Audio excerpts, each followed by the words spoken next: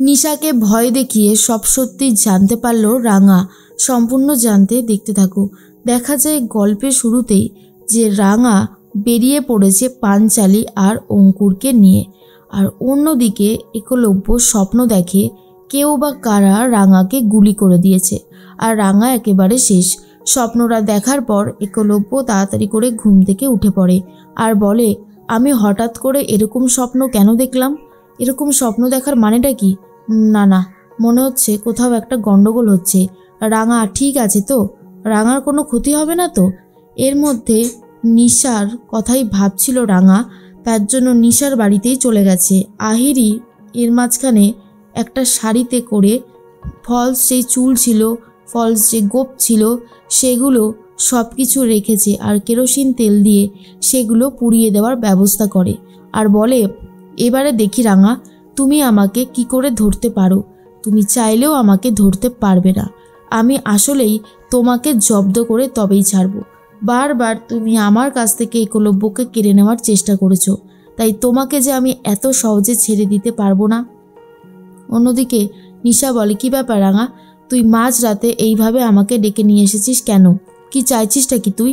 রাঙা তখন বলে, দেখ, তোর কাছ থেকে আমি কিছু প্রশ্নের উত্তর জানতে চাই, যেগুলো তোকেই উত্তরটা দিতে হবে। আর তুই যদি একবার এই উত্তরগুলো দিতে পারিস, ব্যাস, আর কোনো অসুবিধা নেই, কিন্তু তোকে উত্তরটা দিতে হবে। এরপর সেই ভিডিওটা দেখায় আর বলে, কে এই লোকটা? তোর বয়ফ্রেন্ড? আমি তার সাথে দেখা করতে চাই। আসলেই আহিরির কথাই বলছে রাঙা। আহিরি যে নিশার সাথে এসে দেখা করেছিল ছদ্মবেশ নিয়ে, রাঙা সেটা এখনও বুঝতে পারেনি। ভেবেছে কোনো একটা লোক এসে নিশার সাথে দেখা করেছিল। এরপর নিশা বলে, ইনিকে? আমি এনাকে চিনি না। হয়েছে? এরপর রাঙা বলে, তুই চিনিস আর খুব ভালো মতনই চিনিস। কে এটা? তোর বয়ফ্রেন্ড। তার সাথে আমাকে একবার দেখা করিয়ে দে। কিন্তু নিশা বলে, দেখ, তোর সাথে কিন্তু আমার কোনো শত্রুতা নেই।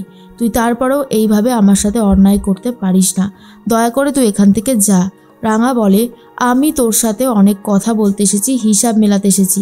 2 2 4 তো কোনোভাবেই হচ্ছে না, তবে এবারে আমি হওয়াবো, কারণ আমার উত্তরটা জানাটা খুব জরুরি।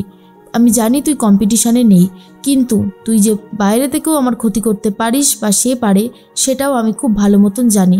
দেখ, সময় থাকতে থাকতে এখনও সত্যিটা স্বীকার কর, না হলে কিন্তু তোর অবস্থা আমি খারাপ করে দেব।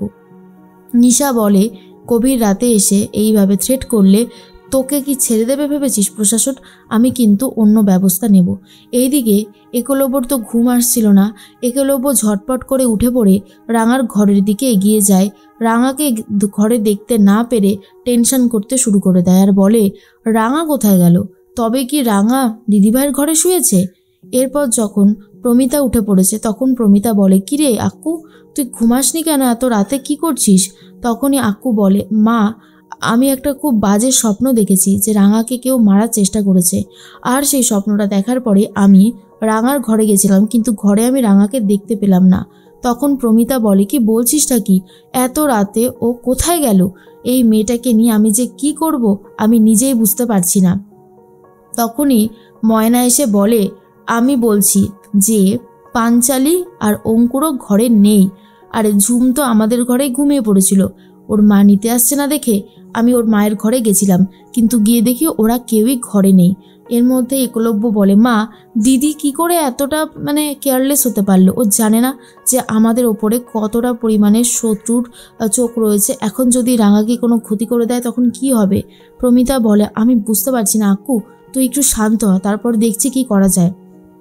এর মধ্যে রাঙা বারবার করে নিশাকে ভয় দেখিয়ে সত্যিটা জানার চেষ্টা করে, কিন্তু কোনোভাবেই আর সত্যিটা জানতে পারছে না। ঠিক তখনই নিশার কাছে চলে এসেছে একজন, যাকে দেখতে হুবহু সেই ভিডিওর লোকটার মতো, কিন্তু ভিডিওতে যে ছিল সে তো আহিরি। আহিরি কারসাজি করে এমন একজনকে পাঠিয়ে দিয়েছে। তখনই রাঙা বলে, তুই কে? তুই কি নিশার বয়ফ্রেন্ড? তুই কি সেদিন ছিলিস? তখনই সেই লোকটা বলে, হ্যাঁ আমি তো ছিলাম, কিন্তু মাঝরাতে ওকে এইভাবে ডেকে নিয়ে এসে এইরকম ভয় দেখানোর মানেটা কি? হ্যাঁ? এরপর রাঙা বলে, শোন নিশা, আমি খুব ভালো মতনই জানি এই লোকটা ছিল না। তুই যেহেতু নিজে কিছু বলবি না, আর আমিও নিজে এবারে সত্যিটা খুঁজে বার করার চেষ্টা করব, দেখি তুই কি করে আমাকে আটকাতে পারিস।